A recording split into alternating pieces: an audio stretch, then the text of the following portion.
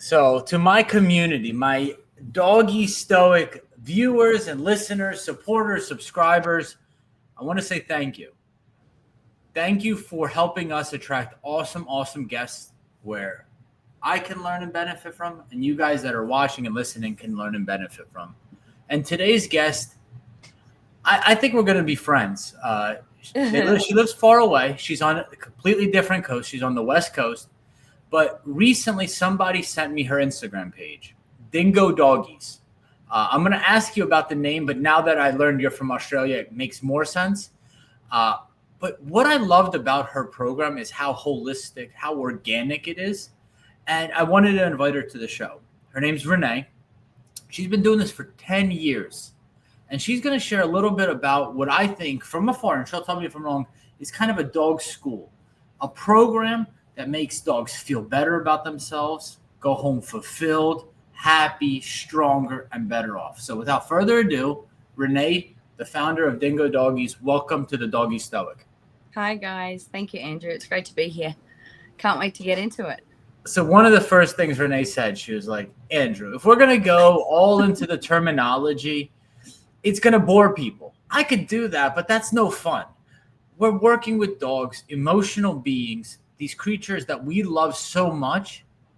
And all I want to do is provide a better experience for them, an experience where they're healthy and happy. So if you could take us back 10, 11 years ago, how did this whole thing begin? How it really began was I was just kind of sick of my life. I was sick of being told what to do, and honestly, I just wanted to be with my dog. That's all I wanted to do, was I just wanted to be with my dog. I had neighbors who I saw that their dogs just sat around the house and they just barked constantly. So, and I was waitressing at the time, waitressing and auditioning in LA. And in the mornings when I wasn't working, I would just ask the neighbors, can I take your dog out? Because I wanted them to get out. And, oh, no, you can't take him out. He's aggressive towards other dogs. And I'm like, that's fine. Can I just try? And I'd take the dog out and we'd go for a walk. And, of course, the dog would try to be getting to my dog. And I just, no, we're walking. Just let it go. Let's keep going. And then I saw that the dog would let it go and it would relax and it would breathe out. And, you know, within a week, these two were best friends. And the owner was just like, how?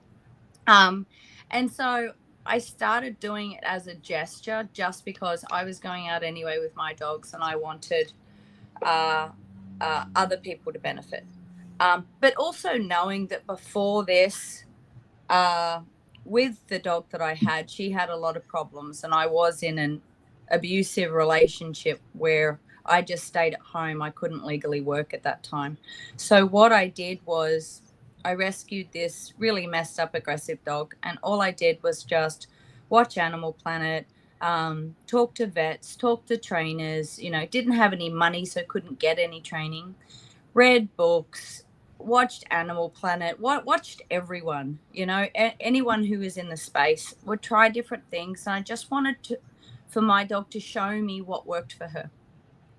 And then organically people in the neighborhood saw that my dog got better and asked who I used. And I said, well, I just did it. And so I started just helping people. So in the beginning, you know, I was well aware that I was just an amateur wanting to be with dogs and wanting to help dogs. And I never charged anyone. I just did it on the side because I just wanted to help these dogs. So fast forward, you know, I was just done with working really late nights and being in the restaurant environment.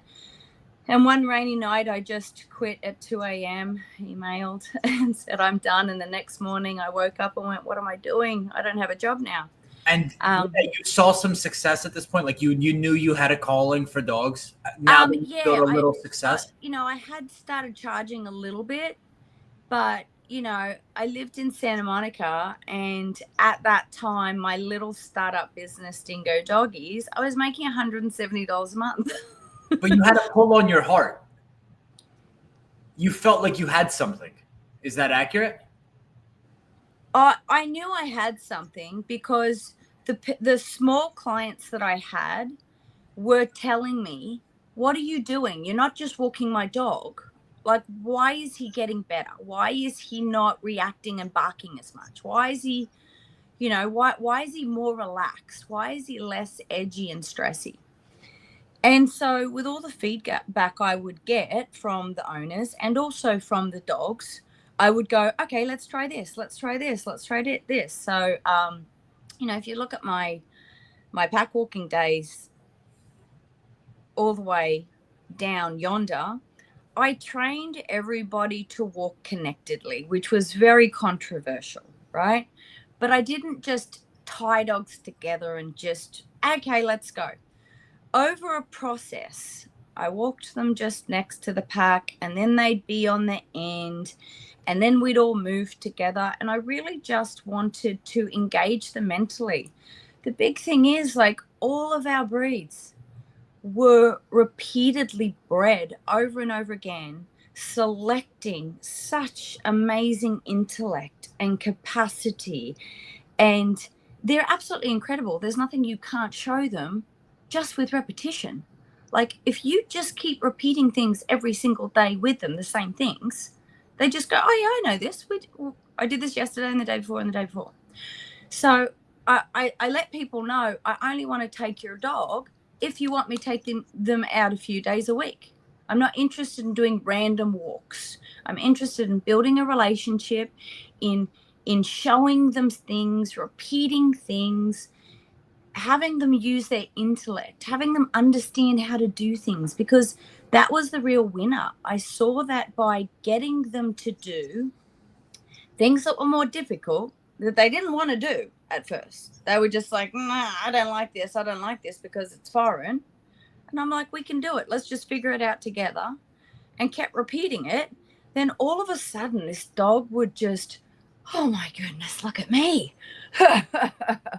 And I would just see this enrichment, this confidence, this inner joy.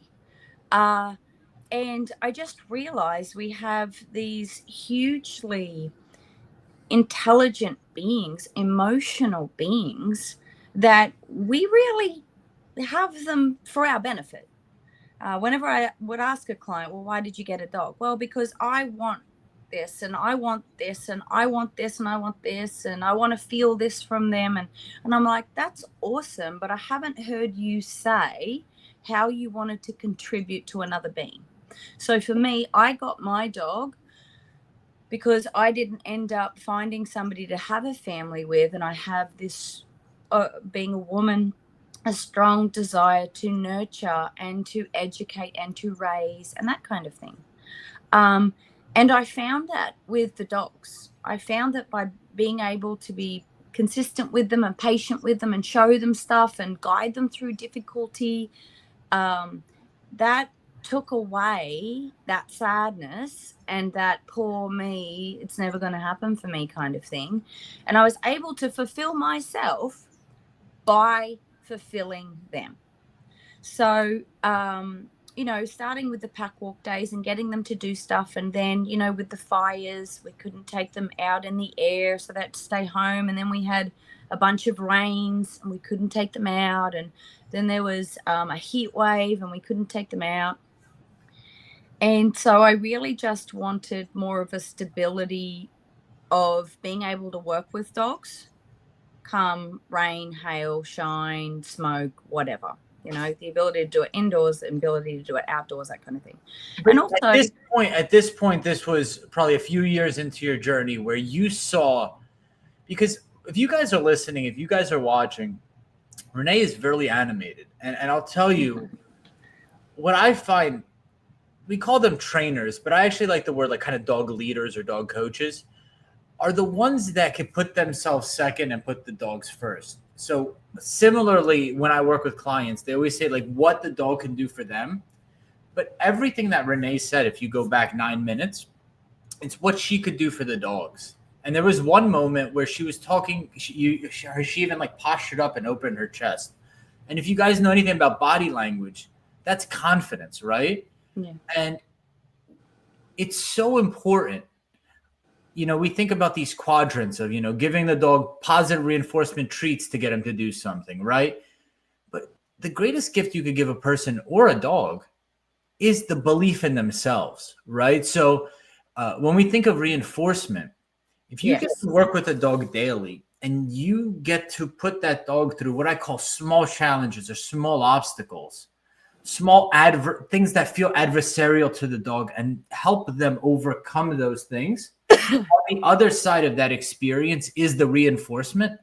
And the reinforcement is the confidence that comes with that. So there's this moment, if you guys just go back and you're dog trainers, aspiring dog trainers, dog owners, whatever you do, you just, whatever you do in your life, if you could help people or dogs overcome things that might seem challenging, on the other side of that is the greatest reinforcement, and that's belief and confidence. And that's what I picked up from you, Renee. Yeah, and I think exactly what you said. Like, so people will come to me with, I don't like this behavior. Can we get the dog to stop doing this? Can we? And I kind of shelve that. Yeah. And I look at the dog in front of me and I'll see the dog all crumpled up and crouched low. I'll see the stress in the dog. And the first things I'm like, what is the daily exercise? So what is the output daily? And how much is the dog sleeping? I did a seminar recently where we went through a bunch of studies. And one of my questions was, it was about aversives. I was very, very helpful. But one of my questions was, has there been a study on the combination of the lack of daily exercise and the lack of sleep contributing to stress? Because as you know, we have an epidemic of dogs on anxiety meds. And they let me know that there weren't a lot of studies on that. And that blew my mind. Because it's like, we have this being here that needs more sleep than us, and also is an active, working, bred to do physically capable jobs, and they're not getting either. So whenever a dog comes to me first, that's what I'm focused on. I'm like, let me get your baseline clean, is how I feel about it. Is I'm going to work you mentally and physically on the treadmill just as much as you can do. And it's all very individualized. I've had dogs that haven't been able to do the treadmill for 2 weeks. It's taken them 2 weeks just to feel comfortable standing on a treadmill. And then I have other dogs that get on and go, yeah, okay, this is good. What else have you got? so always going at the individual's pace and going, let me get you expending some energy and mentally working and figuring stuff out, and let me rest you, and let me do that repeatedly.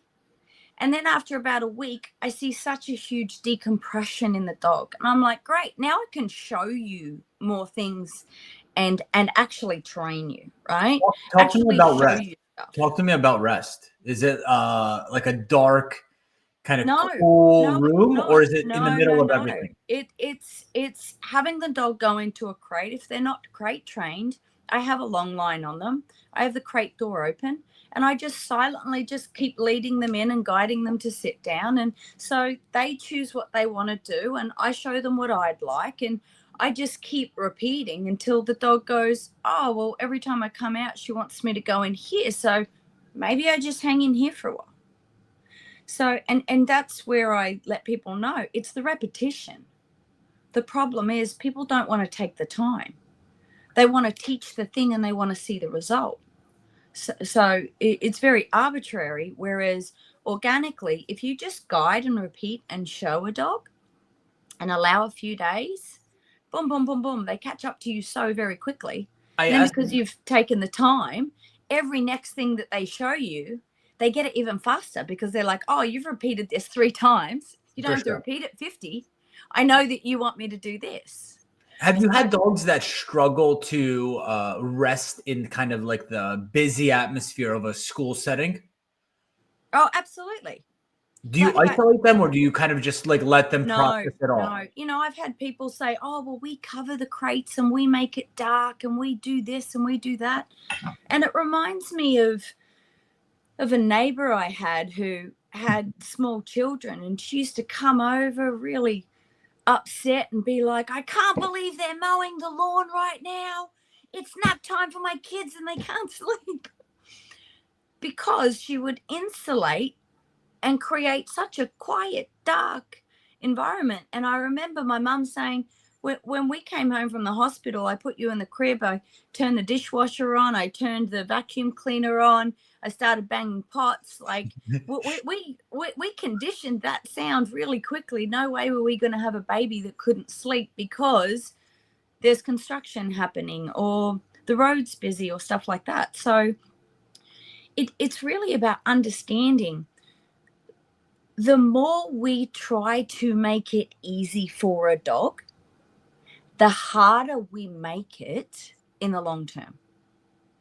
So before I used to really take my time and be like, oh, okay, how do you feel? How do you feel? How do you feel? And now I'm fine with seeing them uncomfortable. I know that I'm right there to catch them. No dog will ever get hurt with me. I'm never going to push it too far. I'm also not going to push them into flight or fight, right? It's going to be uncomfortable, but guess what? We're going to figure it out together, and it's not going to go for too long. As soon as I see that you're a little bit successful, yeah, you did it. It's done. And the dog goes, oh, okay, cool. It wasn't. And then we come back and we try it again. So it's about understanding that little small amounts of stress and uncertainty and nervousness, we need to confidently, calmly guide them and show them, and they can figure it out. And that's what builds confidence and resilience. The biggest thing that I see coming to me with everybody with their problems, their dog's terrified of everything, and super anxious and stressed. And, you know, sometimes I get these comments on my videos of, that's not how you show an obstacle. You need to get a treat and get the dog to want the treat to go on it. Well, that sounds lovely and sweet, but I could not help as many dogs as I possibly could. You know, we do 30 to 50 dogs, training them individually at the exact same time. I've been able to cultivate that skill. Because we don't, you know, we take one new dog at a time and everybody else knows what they're supposed to be doing. So that could take weeks to do that, number one. But number two, that is not helping the dog build any resilience at all. Because if you work with a dog solely on a permissive basis of consensual, well, we'll do it if they want to do it, it is not helping them deal with the actual reality of life. Because you cannot take a dog to a vet and have them be looked over on a consensual basis. There are things that the dog is going to encounter in life that it doesn't feel good with. And if you don't have the practice of being like, hey, you're good, let's go, you're good, we're going to go through this, right? And you let them know, yeah, this sucks, but this is what's happening right now and we've got this. If that's not a practice, you are going to have a porcelain dog. You are going to have a dog that you can't take anywhere, that melts down all the time.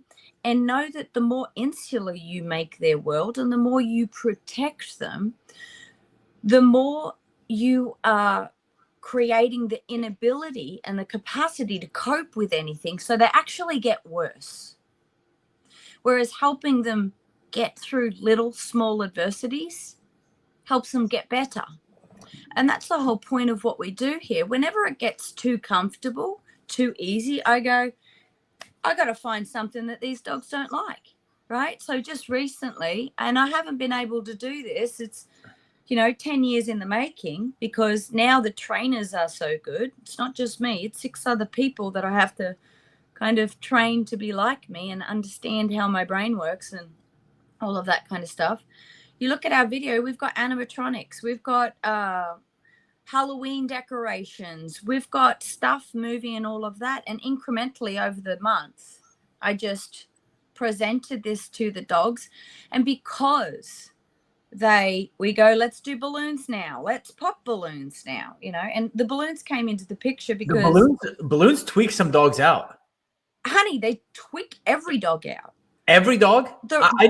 Every dog that first encounters a balloon, a helium balloon that's blowing, you know, those wavy things that are by car things. Oh no, dogs can't handle that. My buddy went nuts when a client of mine bought balloons, and it's just like an epiphany moment. You would never, like, as a human, we don't even think about it, right? Yeah, but it's unexpected movement. It's unexpected movement. And also, it's not a common. You got to understand, dogs feel confident and they're fine with things that they see frequently. So, for example, California dogs and umbrellas. What is that? You know, it never rains here. Renee, I want to ask you something, because you mentioned you went to a seminar. It was on a verse. It was probably Michael Ellis, I think. Is that? Yeah, it was over last weekend. It was fantastic. I want to talk to you about that. And you mentioned have there been studies done? And this is popular right now in dog training, is like the science of dog training, right? Yeah. I guess my question is, like, one, the science or the studies, and maybe I'd love to get Canine Decoded, Dr. Oh, I love her. Oh my God, I love her so much. She could add the science to it, but I imagine it's incredibly difficult to study dogs, because how do you really know what they're feeling, right? And there's this whole debate, if you use aversives, this is how the dogs feel, and they feel fear, versus, adding a little bit of stress makes them confident. But we have gotten so much into science of dog training versus practitionership of dog training. And that's what it is, because both camps are correct. Aversives can be horribly abusive. So can leashes. Anything can be abusive. No tool can be abusive. Just a human can be abusive. Can I share what I see from my world? And it's not data.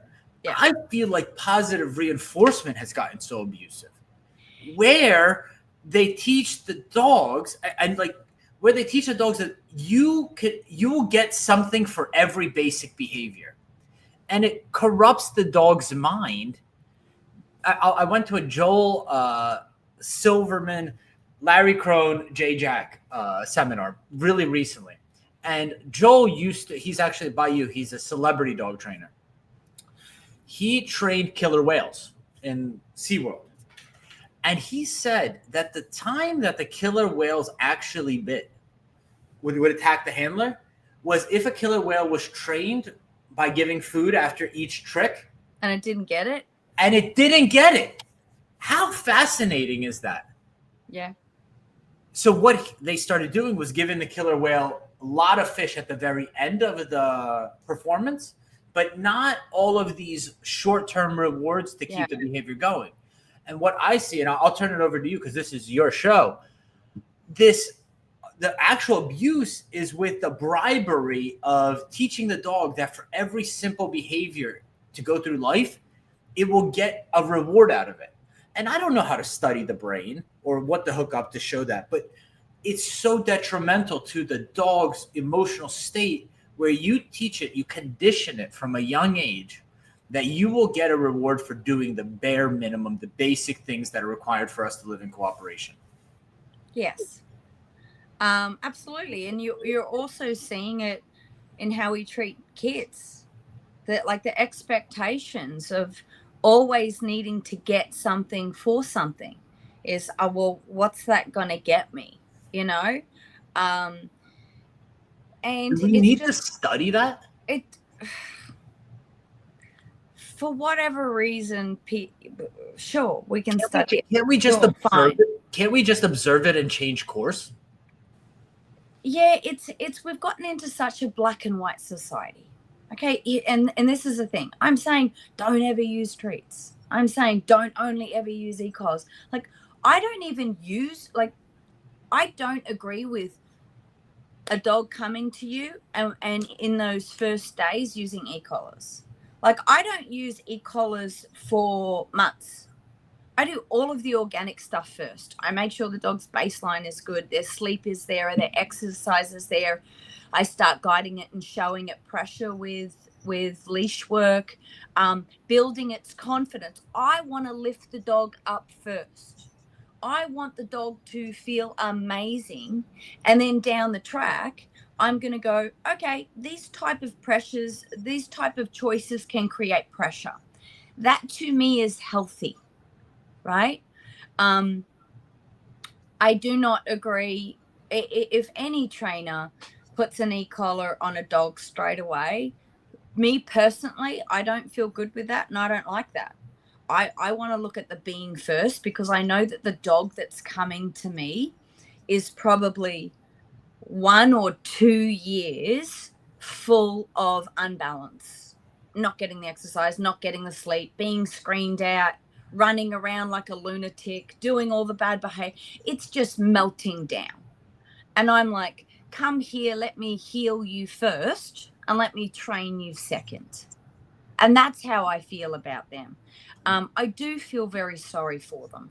I think they are used. I think we get them as an emotional support for ourselves. It is conditional of, if you fit into my life, I will keep you. If you create effort for me, you don't work in my life. I have five dogs currently. One of them I actively went and got. So the other 4 were client dogs that turned into your dogs? One was a Mexican rescue that I knew of because I used to holiday there, and the neighbor's dog, and he just kept getting torn up, and so I bought him off them because I couldn't. I knew he was just not going to make it by the next time I came back.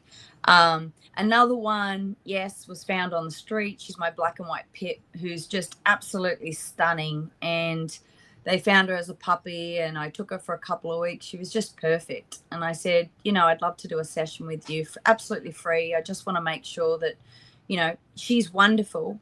However, she is an American bulldog pitty, guarding dog breed. You absolutely can nurture the wrong things out of her. So please, she needs correct exercise. She can't just play tug. She just can't play bitey crazy. She just can't do craziness all the time.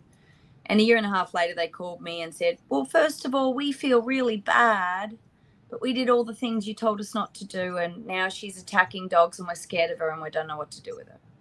Is it fair to say, Renee, you would classify yourself as I don't like this word, but I'm going to use it and you could push back on it. You're kind of a natural, and in the sense that you have a huge heart and you have a lot of empathy, I think. So you are able to look at the dog and see what that dog needs. Would you classify yourself that way? I always come from the position of the dog. I am very obsessed with this. Dogs are my life. For over 11 years, I've lived and worked with 30 to 50 dogs every single day. I'm not doing one-on-one training sessions with people. My brain works very fast. I see what they're doing. I make the adjustment. I see the improvement. I track behavior. So, and I've got like my own test tube facility where I have so many dogs come through, and I know so many dogs, and many of the I have dogs that have been with me weekly for 8 years. So I've seen their development over time. I've seen their health over time. I've seen all of the things. I've seen the families go through, from being a single couple to having children and I've seen the changes in the dog. I've really seen so much data, and whenever things track over and over and over and over again, I mean, that's not coincidence box. So I follow the information. I follow the data, the real life data, not the studies that I'm like, oh, these people did a study, because for 11 years, I've basically lived a study. What is something you would tell yourself when you first started that you believed that you no longer believe? You first started. And I don't want it to be first started when you were just, leaving the bar, leaving the bartender job. But one sec, Renee. When you first started this business, to now, what is something that you believed about your training methods that you've changed or you've evolved? I've become softer and I've become more empathetic, but also you have to understand that when I started, kind of out of pure desperation to build, to make money, but also to help the dogs that people wouldn't accept, I took on more difficult cases, and I'd only one at a time, and then I would figure out that case with me. So not just by myself, I'd ask people, I'd research, I'd do stuff, I'd try different things, and before it really would be coming in and tackling the problem, I never do that anymore. I want to heal the dog. I really want to heal the dog first, because I believe there's no more perfect creature than a canine. I just do.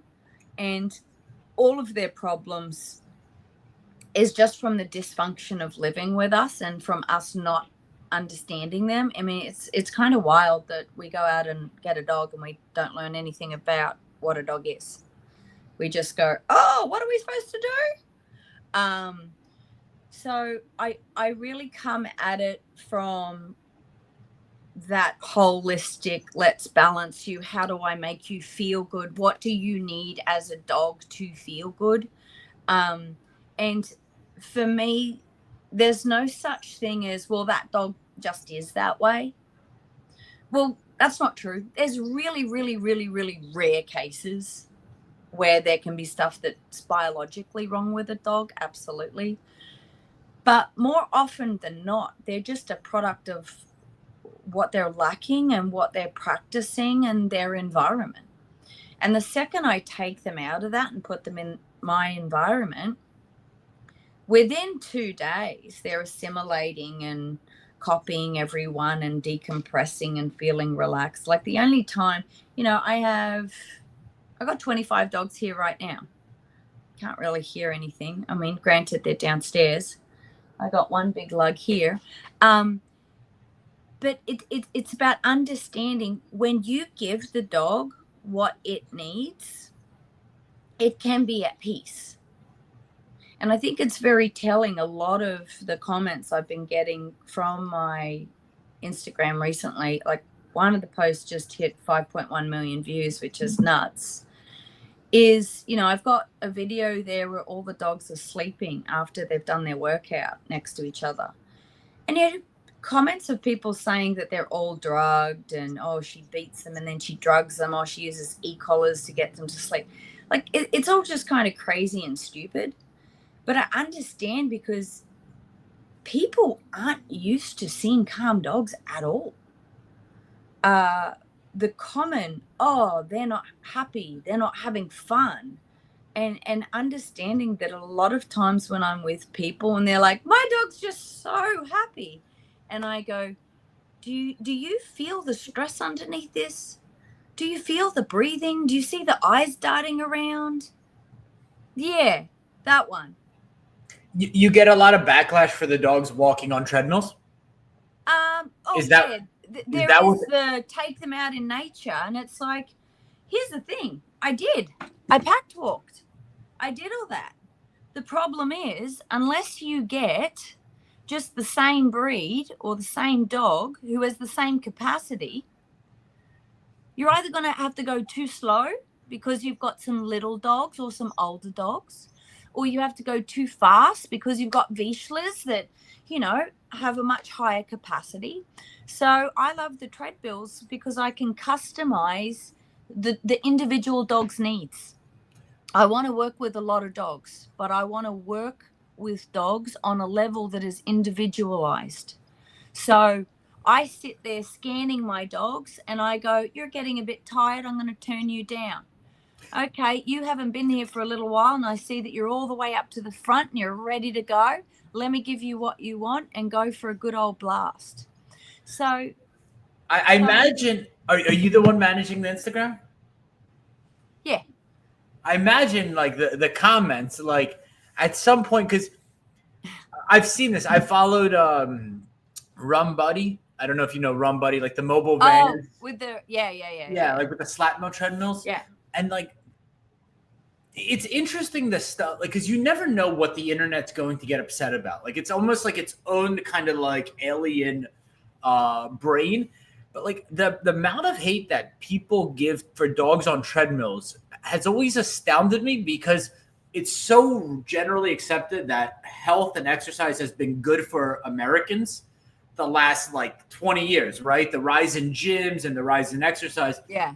But for some reason, a dog walking on 2 miles an hour, 3 miles an hour, or dare I say 3.5 miles an hour is somehow considered trauma and abuse. Yeah, I think it's, people's own reflection. We've become such a stagnant society. We don't want to move. We don't want to do anything. As you know, dogs, especially our really highly energetic dogs, love to run next to bikes. And I've been biking with dogs for over 30 years. I've been doing it since I was 18 in Australia. Because I always love those really athletic dogs. And I know that that's what they need. Otherwise, they're going to destroy your house. And it's amazing that the dogs are having the time of their life and going for a run. And I'll have people screaming at me like, "That's so mean. That dog's tired. He wants to go home." It's like, my dog's been bugging me to take him out on the bike, So I think it really is just a reflection of how sedentary we've gotten and how people are really averse to being physical. And you can also see the difference in like the comments that I get, from Europeans who are just like, "This is insane, take your dog outside." They're a lot more outdoorsy. They're a lot more fitter than Americans are. Sorry, guys, Americans are a lot more sedentary. And they don't get out as much, and they do work a lot, and they do just sit and scroll on their phones and bed rot and stuff like that. So, it just goes to show how people feel. It is a reflection about how they feel about certain types of things. And it's funny, somebody said to me, you look at the different types of people that are commenting, and the people with the positive comments are the people that you can see are fitness people, are people who are disciplined in themselves, who achieve things, who go out and get up and do stuff. And the people who are criticizing are the ones that don't really do that, right? So it's they don't want to see that. I don't want to see that. I mean, that's bad. I need to say that is bad because I don't do it, right? Let me ask you this, Renee. Let's shift to the human side of things. Mm-hmm. So how do you advertise your school? Do you consider, is it dog school? Is it dog daycare? Is it dog? I don't advertise it. What I mean is, when the owner comes and they say, I have a reactive German Shepherd, it barks and lunges at everything. Yes. Is there an element of educating and teaching the owner as well? Yes, on the back end. On the back end. But here's the thing. Some of the dogs don't need that. So, some of the clients are happy enough with the changes that the school makes that they don't want to go the extra mile and do the stuff that they need to do. Right. So, and that's where, we're not a daycare, because a daycare conditions excitement and hyperarousal with other dogs, which hugely contributes, if not drives, reactivity, right? So when the dog comes here and is exercising with everybody, and the dog's not having dogs clamor and jump and nip at it and try to hurt it and bully it in the yard and all that excited, crazy stuff. when they're doing constructive things that help them feel good in the presence of other dogs, that just naturally changes the association with other dogs. So them coming and doing the discipline of coming and doing a full first week and then coming in and checking like 2-3 days a week in the beginning really helps them create that healthy association. It's really important to understand the dogs that we have here are not screened. They're not dogs that are like, we're going to put you in the yard and just let the dogs do whatever they want to you and see if you can withstand it. And then if you don't bite them, then you can come to this school, which that's what daycares are. You have to be assessed. Yep. So the dog has to be able to tolerate being jumped on and being played hard with and not reacting, and then they can come. Quite a few of my dogs were kicked out of daycares for fighting. Mine too. And I said, okay, so does your dog have a huge fighting background with you at home? No, it's only happened to daycare. And I'm like, your dog's not aggressive. Your dog's sensitive and your dog was bullied. Yeah. And the dog comes here and on the first day you see the stress, the dog's like, oh my God. And then within the first couple of hours, the dog's like, not one dog has come up into my space. Like that feels good. Right. And it's very important to understand, this whole let dogs figure it out. We take them so young away from their mothers and their puppies. They don't learn any kind of natural communication between each other. So the breeders go, oh, we'll take them away at 8 weeks because otherwise the mum starts getting mean. She starts biting them. Yeah, because the puppies start becoming rude and rough and disrespectful and the mother tells them off. So that's just such a vital part of their upbringing that now we've just taken away. Right? And they come into our life and we let them crawl all over them and jump all over them and play bite us when they're little and do all this kind of stuff. And we teach them to be very pushy and disrespectful and rude into other spaces. And so when they meet each other, that's how they meet. And that's why we have all these stressful blow-ups, because the dogs don't know how to say no. They overreact, right? Instead of just correct and let them know, cut it out. My rule, they've lost that ability. My rule, tell me if you agree with this. You'll probably understand this because you're from Australia and you understand football, soccer. Yeah. But this is actually my problem with like other training facilities is they don't allow dogs to interact. I've never understood a lot of the balance trainer community is really proud of kind of neutrality towards other dogs. Yes. Which obviously you build. I mean, But that's what I do. Yeah. Right. But they don't allow for the interaction. And the way that I handle interaction, because a lot of the dogs that have come here, they've got kicked out of daycare for similar things, aggression, or typically it's just over arousal and they're too excited and they're too physically strong. And they're like, we don't want this dog here. I allow dogs to correct each other one time before I step in. I think of it as like a yellow card before getting a red card from the referee. So I allow for my balanced pack to correct the new dog. And when I say correct, like, hey, chill out a little bit. Like you're coming in a little bit too pushy, a little too hot. So I allow the pack one correction before I step in and I wouldn't say like a lead. I wouldn't even say it's a punishment. It's just the negative reinforcement, the leash pressure to say, hey, you're at a 10. I need you kind of at a 5 before the rest of the group's going to start interacting with you. Yes. Awesome. My dogs really don't correct each other. Simply because I'm looking at the interaction, and when the dog is communicating what it is it wants, I'll step in and so I practice, the dog's giving the cue, the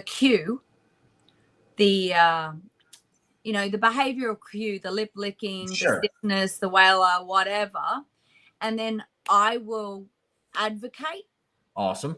I don't really want them getting into it.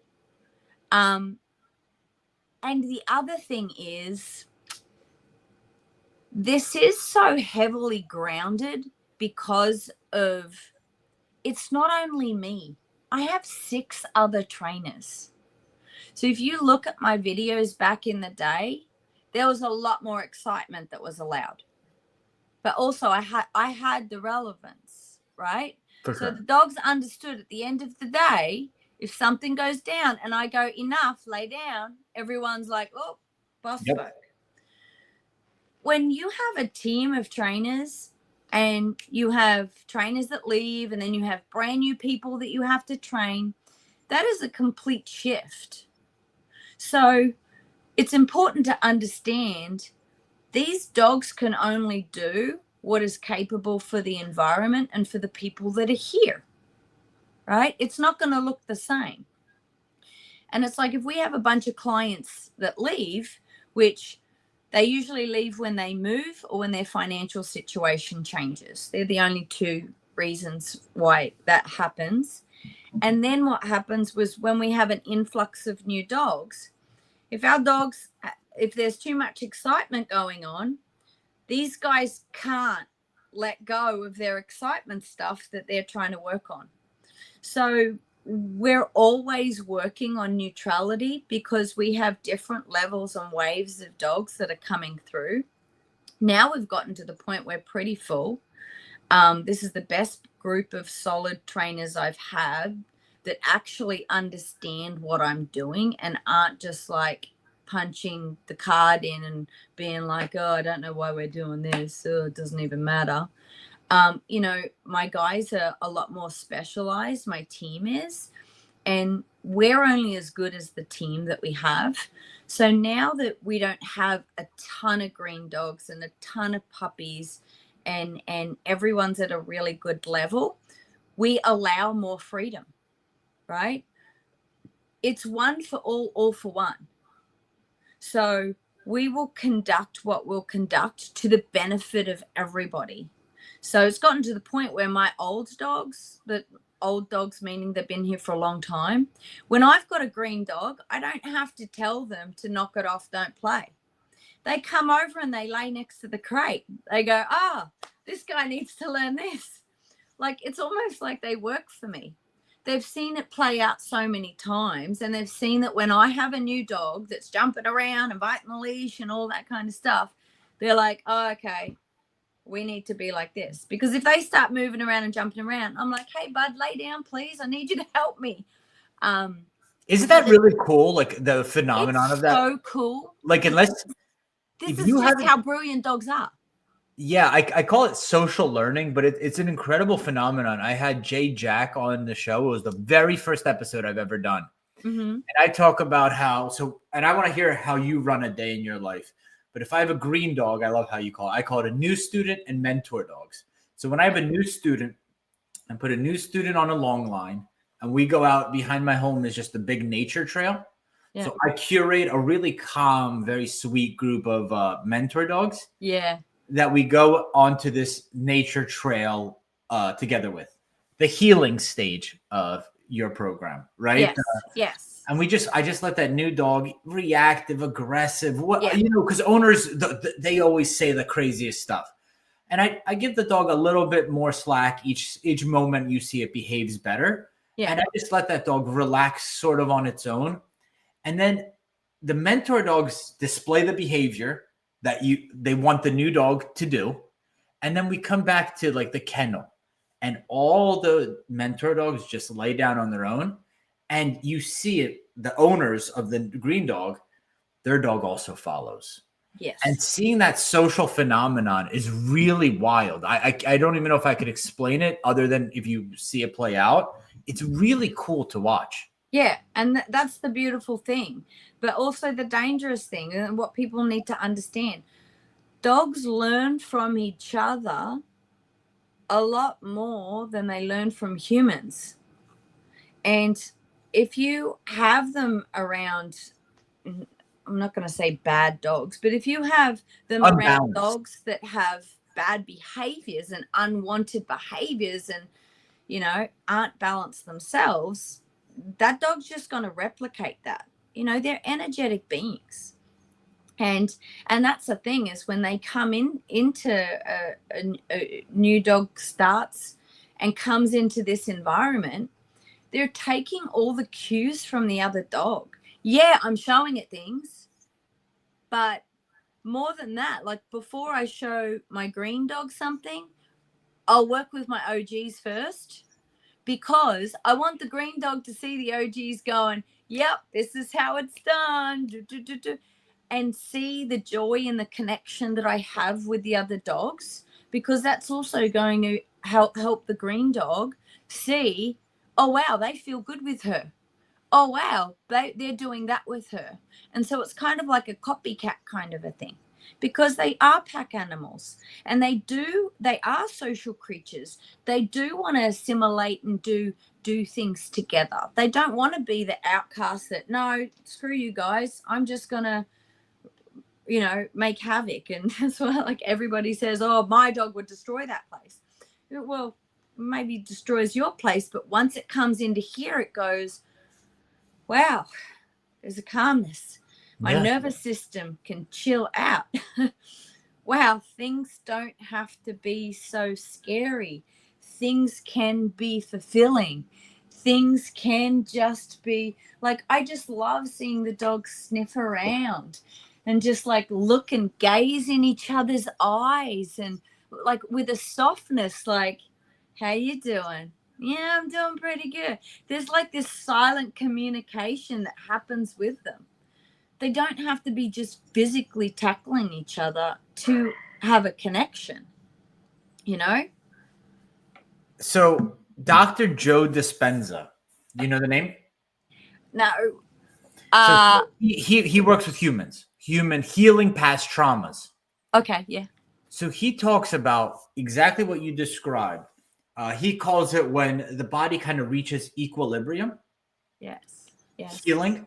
Yes. What happens is the body has an amazing ability to begin the process of healing itself once it reaches the nervous system of equilibrium.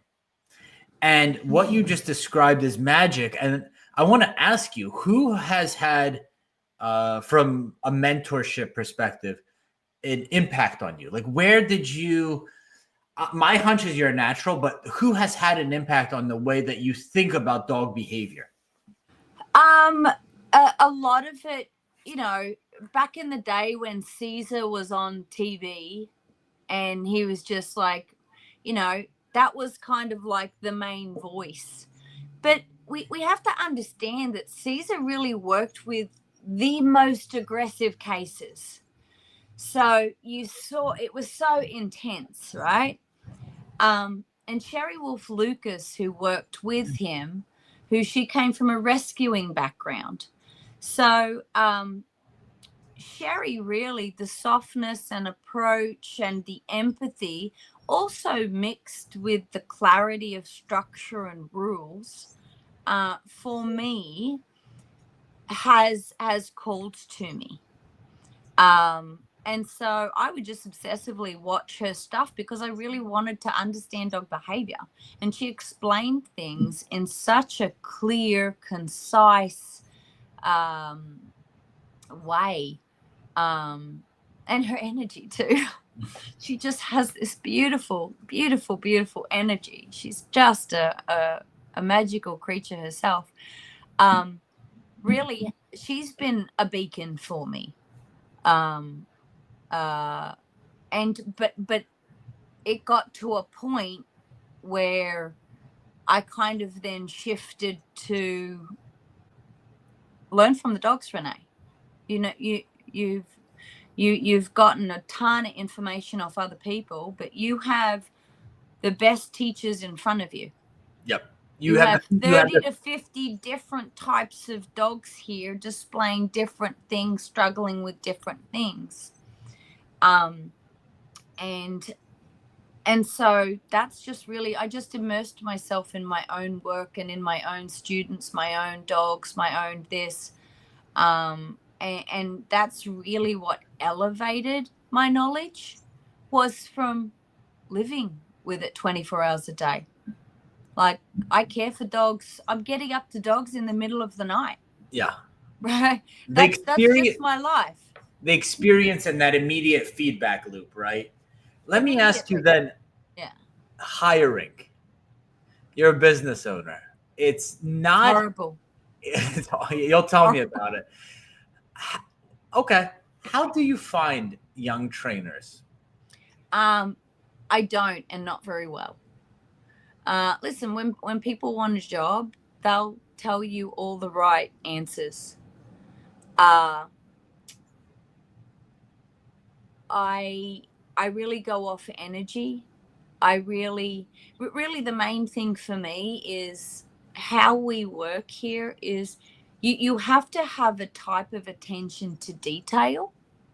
And if you get distracted really easily and you are not passionately obsessed about dog behavior, what we do is not going to work for you. And that's why I struggled for really 10 years with just trainers coming in and coming out. And because the main complaint I got from my employees was, well, Renee, you keep changing things. And I'm like, yeah, we evolve, because when you know better, you do better. It's not about just going, I'm just going to walk dogs. There you go. That's what, I mean, that may be fine for some people. But every day learning stuff and going, oh, shit, we don't want that to happen again. How do we make that an impossibility? We create a procedure where it's impossible to happen. So everything has evolved based off practical learning. And so when you've got a team with you that you're like, hey guys, hate to rock the boat, but because we've learned X, Y, Z, now we're going to adjust and we're going to move the dogs this way and we're going to ask them to do this and we're going to do. And when I get she's always changing. Can you give an example? Like the people that just want to coast. Can you give an example? Yes. Well, I'll give you an example of what happened when I took 2 months off to get married. So I hired a manager to oversee, to just make sure that the dogs' water bowls were filled at all time, make sure that the temperature in the kennel rooms were perfect, so that, make sure that all the technical stuff for their health and well-being was overseen by someone. And Euro's also making sure that the owners are showing up and doing the work. And then I promoted one of my trainers to be like, okay, you're the head trainer. You know how we do everything to the letter. So please make sure that everybody upholds the training. So I check in and, I call and, oh yeah, everything's great. Everything's doing great. All the dogs are fantastic. But I would start to hear dogs in the background, and that's a daycare. And so that started getting me a little bit nervous. And so I ended up coming back to work a little earlier. A surprise visit from Renee. And I pull up in the driveway and I'm just hearing stress barking and whining, and I'm just hearing a daycare. And I walk in and I'm just like, these aren't my, and then I got well, so-and-so started resource guarding and this, and like all of these, this dog doesn't like this dog and this dog doesn't. And I'm like, this dog's been with us 9 years. Like, why are we seeing aggressive problems with this dog who has been fine for the past 7? Do you think, a leadership void? And what started happening was the little things that we ask for with the dog. So when I invite a dog out of the crate, number one, it has to be sitting and waiting for me to leash up. Like, I'm not going to leash up a dog who's jumping around and bumping into me and doing all. It's just basic respect, right? And if I don't, like, when am I going to ask for something? Am I going to wait till I'm asking for a specific training obedience thing? Is no, because I'm dealing with behavior and mindset and how they feel. So, that they have to be sitting nicely to be leashed up. When I invite them out of the crate, they should just softly guide out. They shouldn't jump out and jump on everyone and jump on me. So if they do that, I go, man, go back in, show me again. And I don't move forward until they give it to me in the energy and the politeness, really. It's just asking for polite behaviors. I don't want wild dogs here. That's daycare. All right. We think about what we do here. We care about each other here. And I expect that from the dogs, and I teach the dogs how to do that. And so what happened was, and when we walk out, the dogs should be walking calmly behind us. They shouldn't be just pulling us all the way. And what happened was they got into the mindset of, well, the dogs know what they're supposed to do, so I'm just going to let them do it. So they'd let them out. The dogs would come excitedly because they weren't being held accountable to not come out excitedly. Then they'd rush out to the place. And then instead of having them sit down and inviting them one at a time to go to the designated place board, they just drop the leashes and let the dogs just jump on whatever place board they want. So a bunch of dogs would run all over the place boards and claim all of the scent boards and stuff like that. And then they'd have to get them ready for the class, and nobody would settle. They're like, we need more staff because the dogs aren't staying on the place boards. They're jumping and running off it and run. And I'm like, because you had no control at the very first moment that you began your day with them. You let them do everything their way. And then when you wanted to do a class, then you were asking them to please listen to you and to do it your way. But they'd just done the first hour and a half of the morning making all the decisions. And that doesn't work in a class setting. That works in a daycare setting where all of the decisions are theirs from the second they come into the facility to the second they leave. And the humans there just manage. They just jump in and break up the fights. There is no education or leadership or leave him alone. He doesn't want that right now. Right?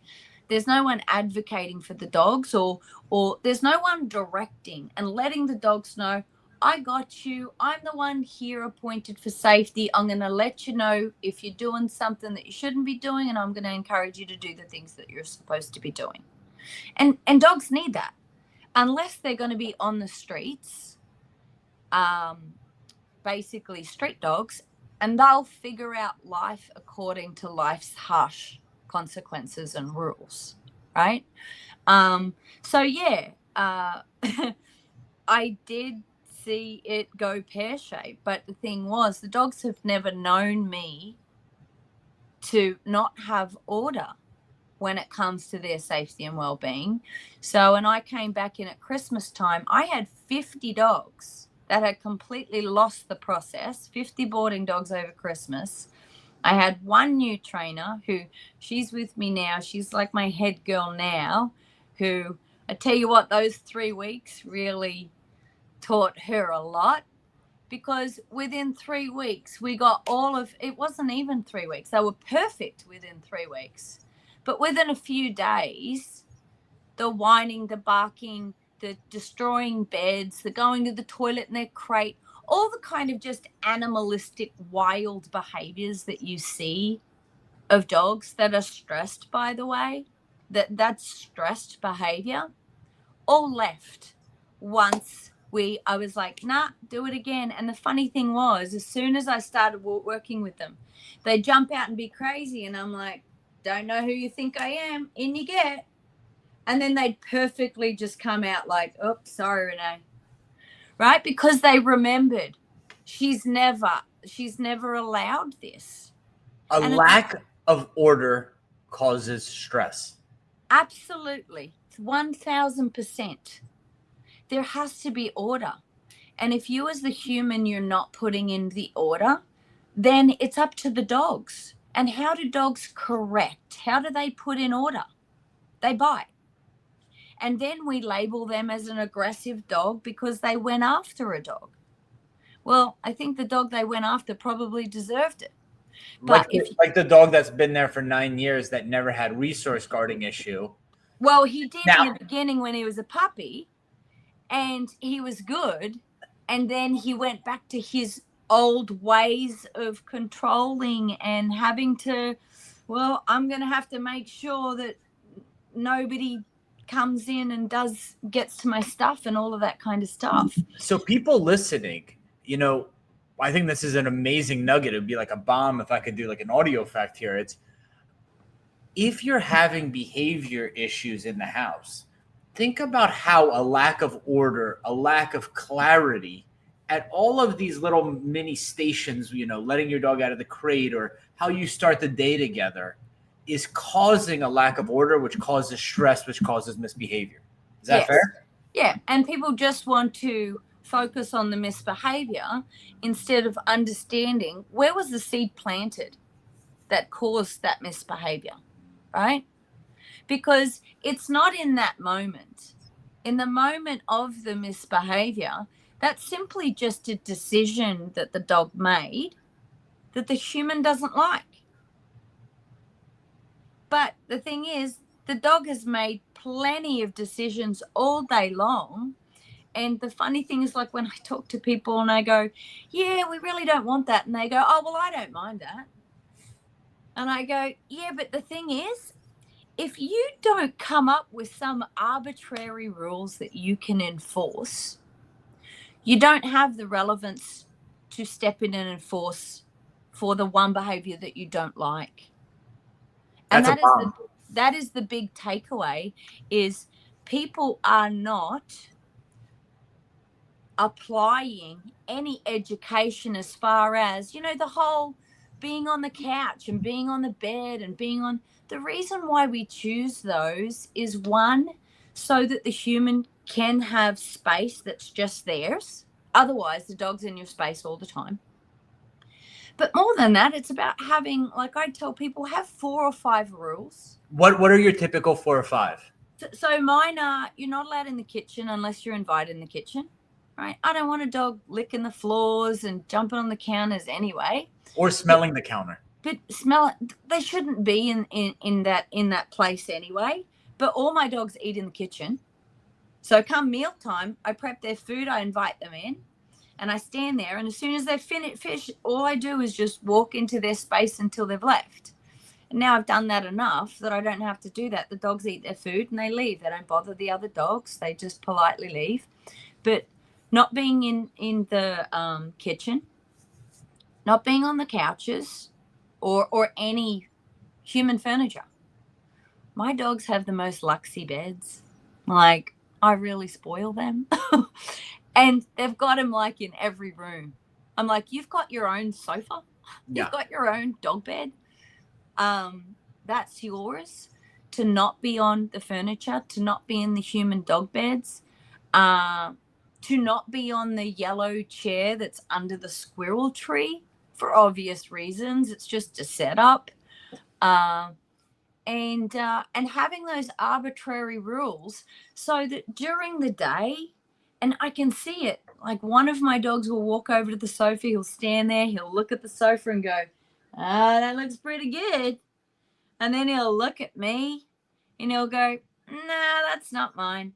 So the fact that he's making choices based on the fact of that's not mine, that's hers, allows me to have the relevance when we're in a much higher stressful situation to let the dog know, drop it, right? Can I tell you mine? Yes, please. Don't follow me around the house. Oh, yeah, that's a huge one. Especially like if we're like in my room watching Netflix and I go to the kitchen to grab a snack. Don't pop up if we're all relaxing and follow me. Yes, 1,000%. Yeah. I tell my clients that's where your reactivity starts. Oh, absolutely, because the dog is owning your space. And to the point of that question that I asked about dogs not getting enough sleep, a trainer said to me, but yeah, they're not getting enough exercise, but they're hanging around the house all day, so they're resting. And I argue with that. I go, no, because if not all of the people that I come in contact with, the biggest thing that their dog does, which is the most detrimental to behavior, is the dog is doing the job of silently guarding them the whole day long. Yeah. By watching every movement they make, by following them, by shadowing them, by completely consuming and owning their space. And that they're working. They're not physically working, but the second they go to leave the room, they're up. Yep. So I'm going to flip the camera. This girl right here, she's my little Puerto Rican street dog. So the first dog I got, her name's Lucky. So when my family comes to visit, we live in Philadelphia, but this house is in South Florida. My mom and my sister work from a computer. So she sits with them all day. Yeah. And they don't understand, but I see it because I know my girl, how she loses her spirit. Self. Yeah. She loses herself. She's not excited to do anything. Sometimes she doesn't even want to go outside and play anymore. And I'm like, guys, that's because she's tired. And they're like, what do you mean? She's like, kind of hangs out by us. She doesn't do anything all day. I say, but she's not resting. So if you want because they love her, right? I say, if you want her in the breakfast nook with you guys while you're working, take her out at some point. She's off leash trained. She's never going to run away. Take her for a short walk in nature and then put her away for a few hours. Yes. Because if you say you love this girl, this dog, and you want her to be with you there, then think about what does she need. She needs a little bit of exercise and a little bit of rest too. And she can't rest when she's with you guys. Yeah. I got to tell you, this is why I said a few times you're a natural. Most people, they don't realize the nuance of this stuff. Exactly. It's very nuanced.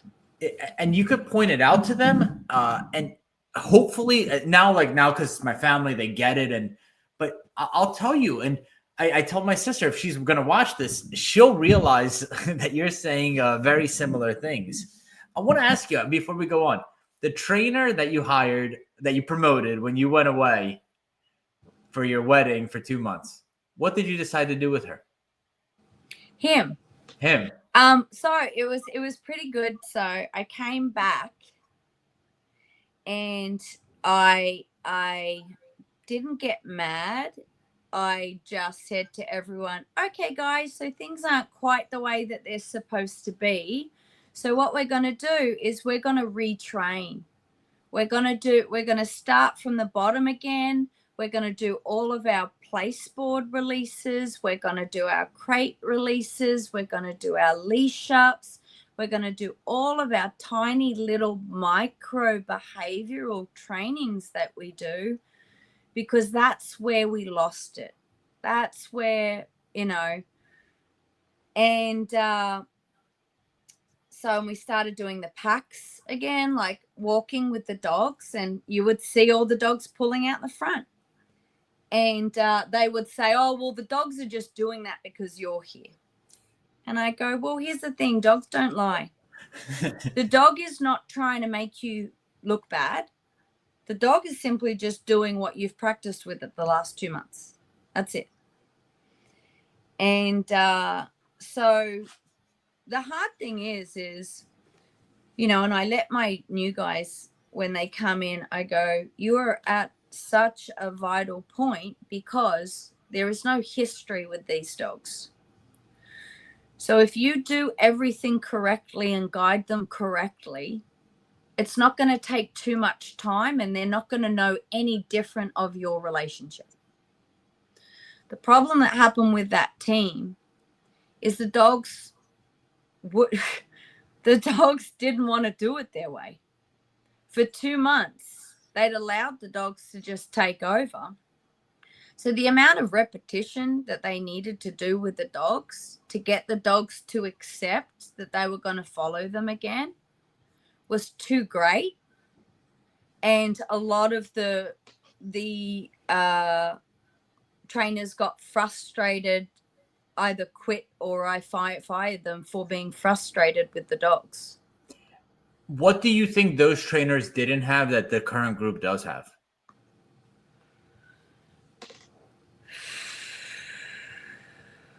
I ask because anyone running a dog training facility knows just how difficult it is to find trainers that fit the model. Well, here's the thing. I think the thing is, back in the day, I had the mindset of I'm happy to hire people who don't have any dog experience, because I'm like, then they're not going to come in with any preconceived notions, and they're not going to do it their way, and you're supposed to be doing my process. That's why people are sending their dog, is because they want it done my way. And it just doesn't work if you're going to do it your training philosophy and your training it's just, let's just all get on the same page. And so I would have people who are dog lovers come to work thinking that I'm just going to get to cuddle and play with these dogs and be with these dogs all the time, not understanding the discipline that you need to have to repeat and repeat and repeat and show and care for them and make their food. And like, it's a lot of work. It's so much work. It's very physical. It's very mental. Even when it's nap time and we're having our lunches, we're paying attention to the cameras. Is anyone unsettled? Do they need us to come in and go, you're good, lay down, right? So I switched to wanting people who had dog experience. So that's what I started to do towards the end, is hire people who did come from a background of dog training. And I also let them know, I'm like, look, if you have ADHD or OCD, winner, chicken dinner, like, this gig is for you. If you are the type of person who waits until you don't have any more clothes left to do a load of washing, you're going to hate this job, because we work as we go. Like, I set things up for my next step, right? So when I need leashes, there's leashes already there because I set them up 2 steps before, right? We never get to a point where we're like, oh, the gates aren't open. We're very organized. We set things up so that our walkways, our thresholds where we're taking the dogs, it's not cluttered. We've got a wide space, a wide berth. The gates that need to be open are open. The gates that need to be closed are closed. Once we get our dog to the area, we bubble our space. We close all the gates so all of our dogs are safely bubbled. Like, we have this really set protocol. And getting people to do things in a very meticulous, ordered fashion in order to successfully set up the dogs for success, that was the most difficult thing. It's because a lot of people, they're in the, oh, it'll be okay, oh, that's good enough kind of like bracket.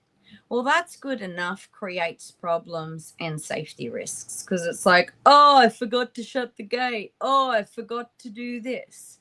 So understanding that to be good at what we do here, you have to be really disciplined. You have to have a self-discipline to be able to follow the order of how we do things. It's not slapstick. It's very intentional. It's very conscious. And everything that we do has a purpose. So I think that's the difference, is I'm getting better at choosing the types of people that would excel in this environment, and understanding the types of people that they won't enjoy the work, and I won't enjoy working with them, and it's not going to be beneficial for the dogs. So the cool thing is we have all those type of people right now. So everyone just hums around, really getting off on all the little things and being like, oh my God, did you see that this new girl did this? And did you see that? Oh, Renee, look at this. Oh my goodness, Jessie, look at this. Like, we really enjoy and get off on this stuff because we're so very passionate and so meticulous. Whereas before it was with me, with 5 people who hated me. Because it's like, we're never good enough for it. Do you know what I mean? I know what you mean. So it's about finding your people.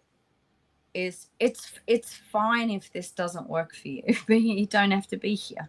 It's about finding the people that this really speaks to, so that they love and they enjoy and they're passionate and they're growing and they are fulfilling their purpose as well. I think you really have to have a purpose and feel that it's a purpose for you to operate on such a high level? Yeah, for me, I mean, you said it earlier, the energy of the person, right? And I must have interviewed, and when I say interview, I say almost shadow, right? Because it's not an interview. It's kind of like follow me for like a morning session or an afternoon session, kind of feel out what it feels like to be here for a few hours. I mean, it's got to be at least 100 people at this point that have shadowed me. And energy is number one for sure. For sure. But also, they have to understand the gift that they are getting in return aside from the money, because what they are seeing is truly how dogs interact and coexist and learn that I don't think is readily taught elsewhere. So I think if you come to Dingo Doggies and you see how Renee runs a program, for the rest of your life, you will be a very high caliber trainer.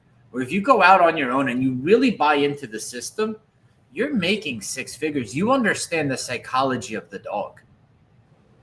And I think that's really rare to find if you're going to, just an everyday facility where you're giving them food in exchange for sitting, food for downing. Yeah. That's such a primitive version of dog training where when you get to see all of the dog's arousal states, from peak excited to calm to pack walk to navigating stability to navigating obstacles to conditioning treadmills to following a bike to how to settle conflict between dogs. I think there's something incredibly powerful for this, because most, I'm guessing, are like 20 to 30-year-olds that are working for you, right?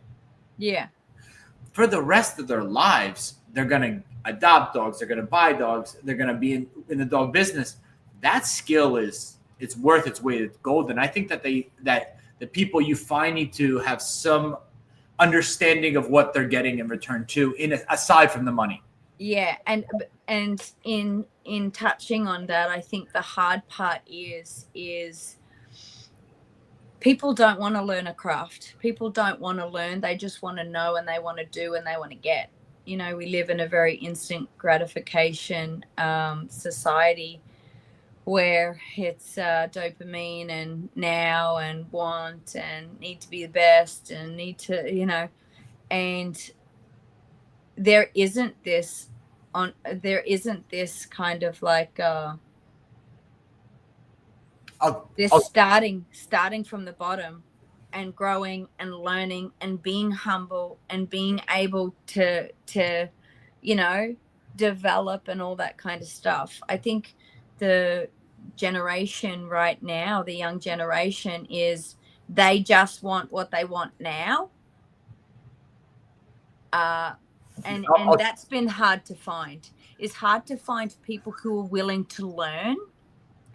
And one thing that I found hard was with young people, and maybe this speaks to the whole instant gratification, coddling, always positive reinforcement for humans, is being able to step in and show them. So when the dog does this, I would get a lot of people who would shut down and immediately take it as a negative, and as like they weren't open to learn. The last girl that left, the hard thing is whenever I was always scared to be like, sweetie, can I show you something that I'm seeing here?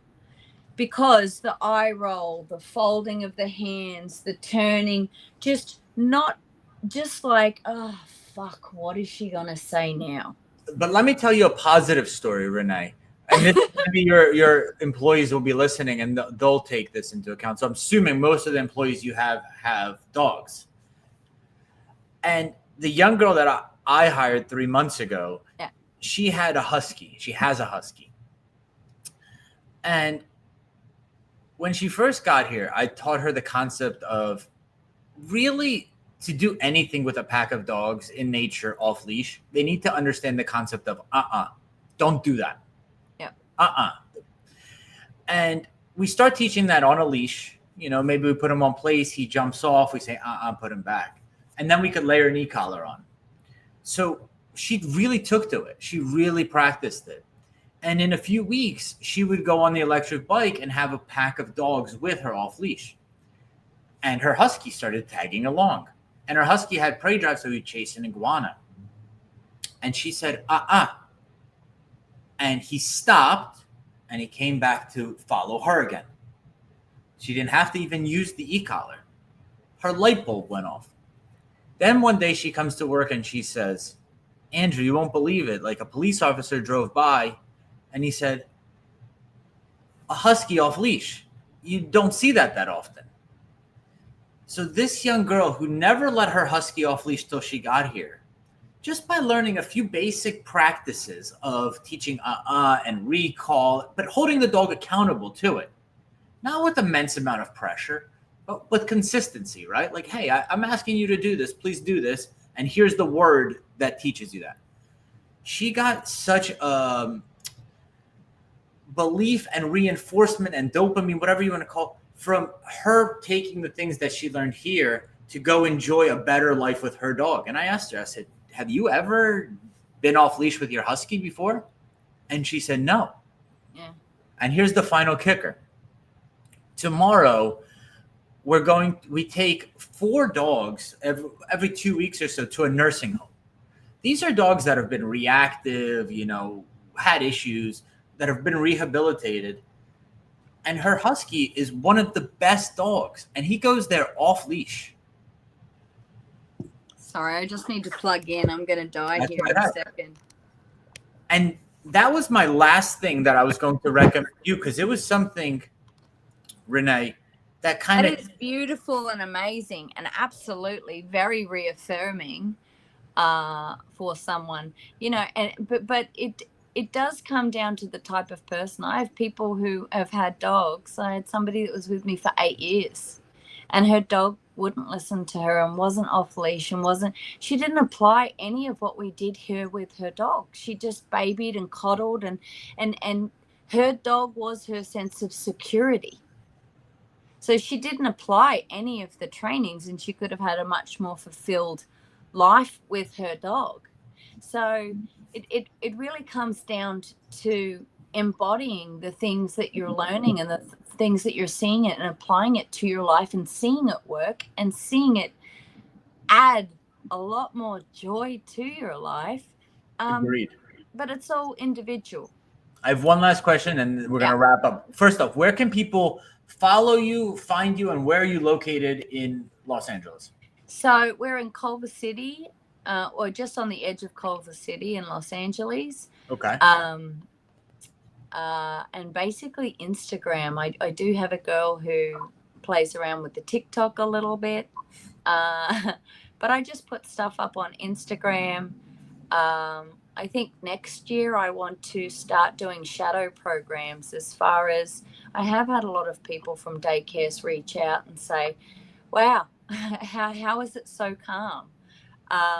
So I would like to help people know how to start. I mean, they don't have to do it to the level of what we do it, For sure. but to start putting in structure that makes their environment safer, that makes their environment more stress-free. And the amount of people who would come to me from daycares and have a job interview and basically had, PTSD from, like, they'd hear a dog and they're like, where's the fight? And I'm like, whoa, we don't have fights here. It was just this, being in a chaotic environment. So Dingo Doggies. Dingo Doggies, at Dingo Doggies on Instagram. So yeah, we'll see how it goes, but I'm only one person, and we'll probably be going for about 3 more years here. Well, that's what I was going to ask you. Where do you see yourself in 5 years? What would you wish for Renee? Well, I'm getting on down the track. I'm 50 this year. Oh, I think I'm 50 this year. And I've been doing this for 11 years, like working nonstop for 11 years. So I'm getting tired. So I would like to have a break once this lease is up, and just take a little bit of a break for myself, because I've really dedicated the last 11 years to the dogs. And haven't really given myself much time. When's your birthday? Myself. Thank you. No, when's your birthday? Oh, August 31. So next year. Okay. So next year. Yeah, next year. And Yeah, where are you going to travel to after the lease is up? Where do you want to go? I just want to travel to all the places that I always wanted to travel, and some that I've already been back to. Like I love Croatia, I love Europe. I want to go everywhere, really. There's nowhere off limits. I want to spend more time with my family. I'm actually going to spend some time with my mum in December, which is important to me. And I got to do a little bit of living. And I think the main thing that I want to focus on when I'm finished is I feel like I've done my apprenticeship with dogs. I feel like I've really been in the trenches, working on the ground, boots on the ground with these dogs day in, day out. It'll be 14 years of non-stop working with dogs by the time I'm done with the campus here. And then I want to start educating and teaching people who have facilities and getting the word out and helping people do this kind of things. I don't like daycares. Like, people don't know this, but the amount of dogs that get killed and hurt in daycares every single day, it's obscene. It is obscene. You don't see that stuff. Like, we show everything.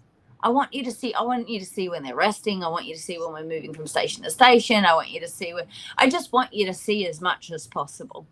And I want things to be safer for our dogs. I want them to be cared for in a way that benefits their life. So, and if they can learn to coexist together and be together and respect each other and be able to have limits and be able to listen to humans better, so that their world is safer and more stress-free, then awesome. That's what I want to do. So really sharing the information with professionals who have their own thing going, who want to learn from what I've experienced and what I've done. So, I love it. This has been amazing. I knew we would get along, but I love your model. And I hope my listeners, my audience goes and follows Dingo Doggies. And if they're in LA, they stop by, they meet you, Renee. Thank you for being so generous. Thank you, Andrew. It was lovely speaking with you. We'll have to do it again.